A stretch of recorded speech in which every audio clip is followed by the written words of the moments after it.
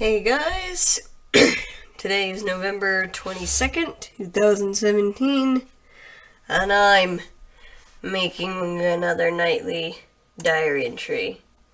I have decided that tonight while I record, I'm gonna play a game.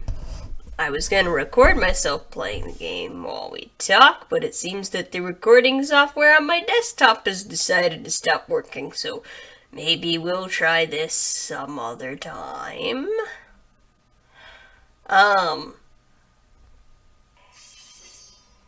I should turn the volume down on this, because I suspect you guys could probably hear that.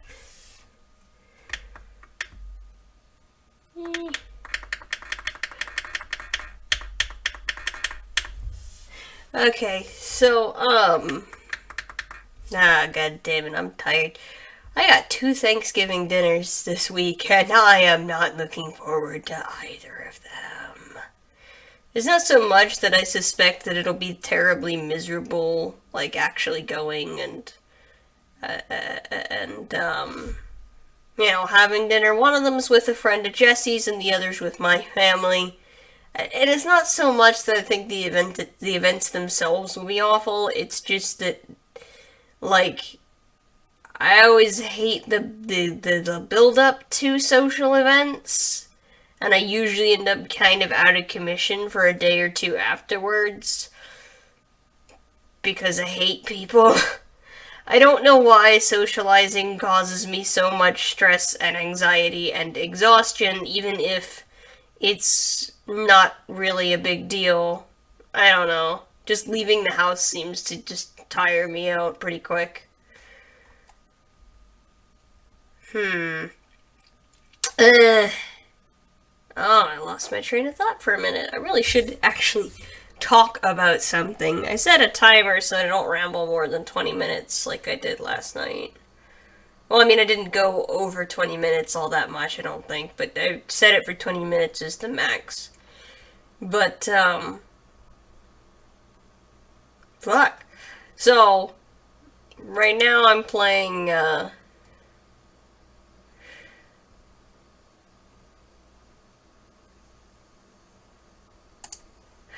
right now I'm currently playing, Dungeon Keeper, which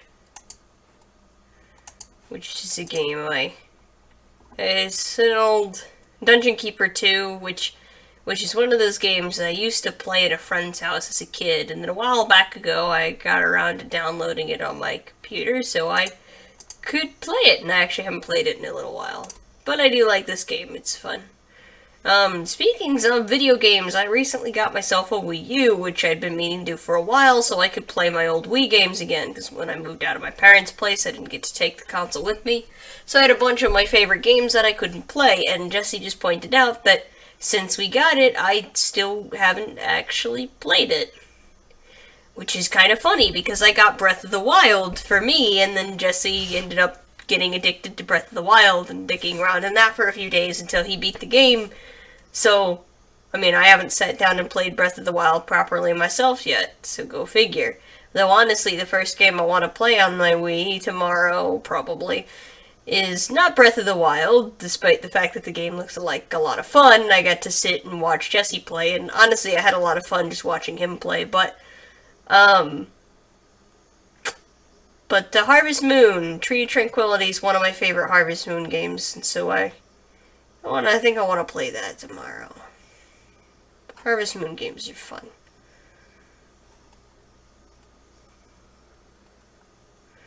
Let's see.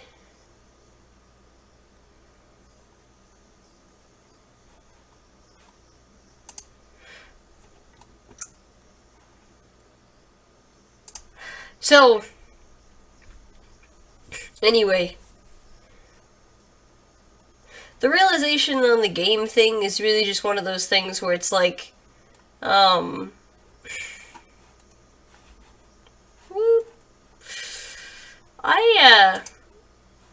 enjoy video games, I really do. I just don't play them very often, I guess because every minute that I'm not working, I end up feeling really guilty that I'm not getting work done, and I have a lot of anxiety about that, so I end up not really playing games all that much, because if I'm playing a game, then I'm not getting work done.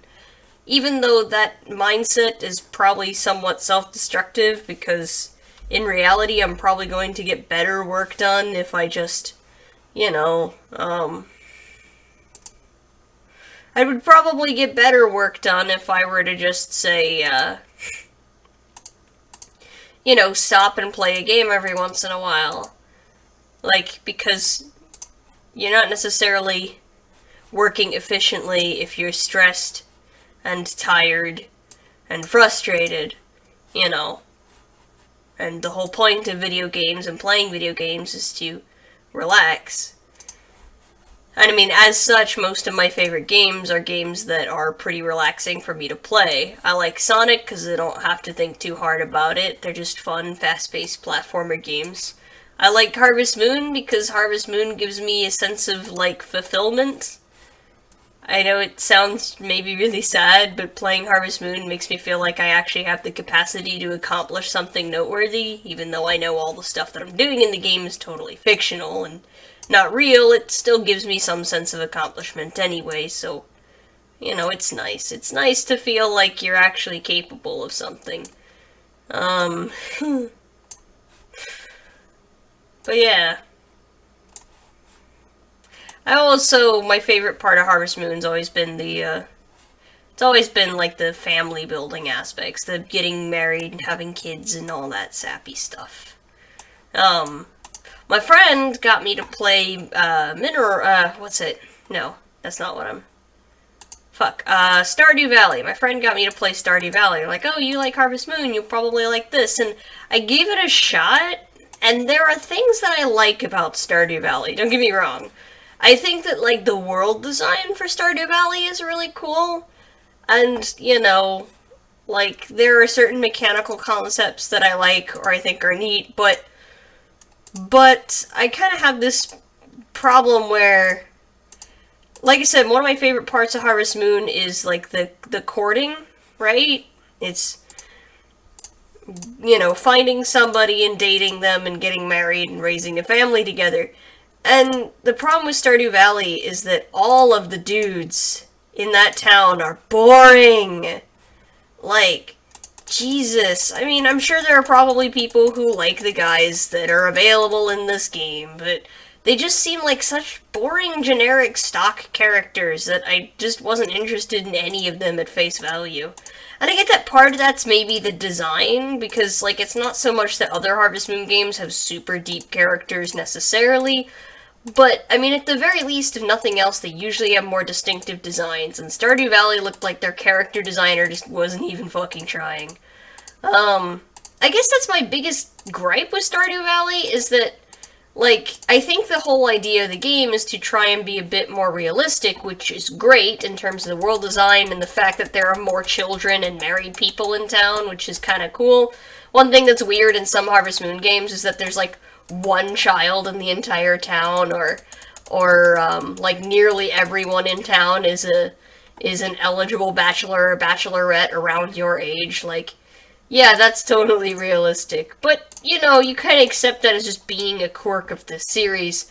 But I do think it's nice that the demographics of the town in Stardew Valley feel more realistic, but still, I guess it's just, I think that the reason the characters feel so dull is because there's this whole idea that, we want to make the game more realistic, and I think that maybe the dull character designs was them trying to be more subdued and realistic in the character department, and I think that's just a really bad idea. I will say up front, don't ever be afraid to be kind of eccentric or quirky with your character designs. I'm not saying you want to design characters that look wholly unrealistic, this person could ever possibly exist designs, but, the designs in Stardew Valley just feel like they had no effort put in them to me, and they were just really dull. So, as a result, I have a lot less interest in playing it, because I'm not interested in dating any of these guys. These guys all look boring. For a game where a big part of the mechanic is, is the relationship, is the, like, the courting and family building stuff. I mean, obviously it's not the only reason people play those games, but for me it's a big part of it, and if the characters aren't interesting, then the game kind of fails on that aspect. And considering that that's such a large part of what makes me enjoy those games, then it's just kind of disappointing. I'm not saying Stardew Valley is bad. I think it's, it's a nice game for what it is. It's just doesn't do as much for me. Although, on an aside, I had started writing at one point in the past what would essentially be my dream Harvest Moon game. And I had used the Author Society characters to do it, because why not combine furries and Harvest Moon, two of my favorite things.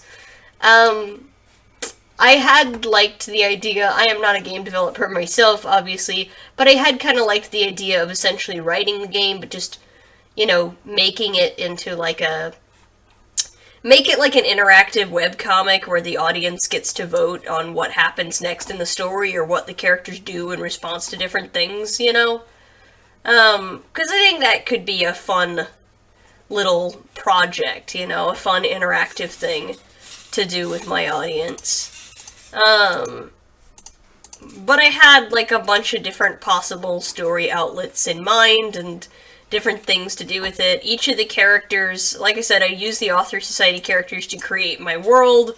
I'd even drawn up a map at one point that was mostly inspired by the map of the island in Tree of Tranquility, because that's probably my favorite. In terms of, like, the world design, I think that one's probably my favorite out of the Harvest Moon games. I don't know why, I just really like the map of that town. Maybe it's partly because there's, like, a church, which none of the other game... Well, I can think of at least one other game that has a church. I mean, I think Rune Factory counts, I think. And that had a church in it, I guess. But it has, like, a proper church on... It has this church on a hill, which is kind of cute, and that's where people get married, and you also, like, the kids go to school in... There's like a little schoolhouse area or whatever in the town hall or something, and that's neat too. Those little touches just make for a nice little design, so that's why I got a lot of my design inspiration from there. But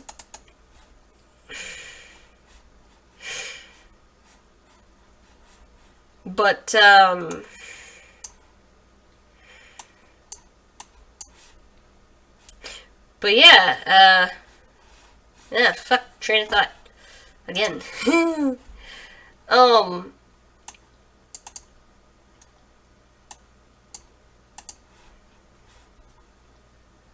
But yeah, I had essentially designed a little map, and I had written backstories and roles supplanting each of the Author Society characters into this sort of setting, and usually translating aspects of their character into what might be kind of a rough equivalent for this universe. The world that the story is set in is kind of ambiguous and not thoroughly defined, but you get this idea that it's some kind of fantastical version of our world. There was some magical elements, because of course there are, because, Harvest Moon. So you still had, shit about, like, the Harvest Goddess and the sprites and stuff, and they were there. But then you also have, like, references to communist Russia, so there's this idea that it takes place in something similar to our world.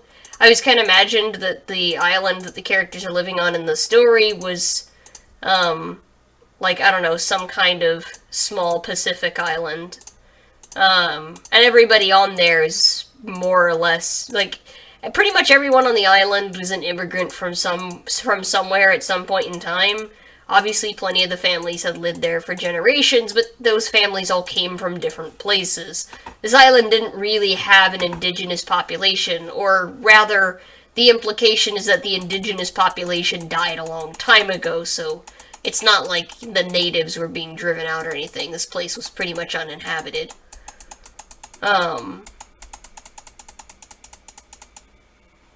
So,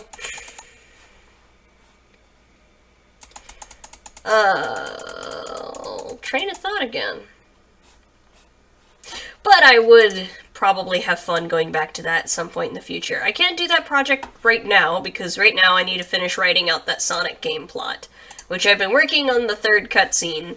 I've just been slowed down by my holiday dread anxiety. Ugh. But I will get to that in the not too distant future. I promise. I will. I am determined to finish writing this Sonic game plot out. So I'm not gonna let that one fall to the wayside. I am gonna finish it. Although I did kind of take a detour to write out my Mobian genetics headcanon, which some people seem to be finding interesting. I only really got a couple of comments on it on DA, although it's picking up traction on Tumblr as more people are reblogging it, which is really cool. And do thank you for reblogs, guys. They are good. They are good and valuable, and they help me to build my audience further. And especially when it's like a post like that, it's nice to get that stuff being shared with other people. Because, like, that's one of those sorts of things that I just wanted to share with people, because I thought other people might be able to learn from it, maybe, or at the very least it might be a cool, people could potentially use that when they're coming up with their own designs for like next-gen OCs and things like that. So, like, if you want to use my design method, you are welcome to.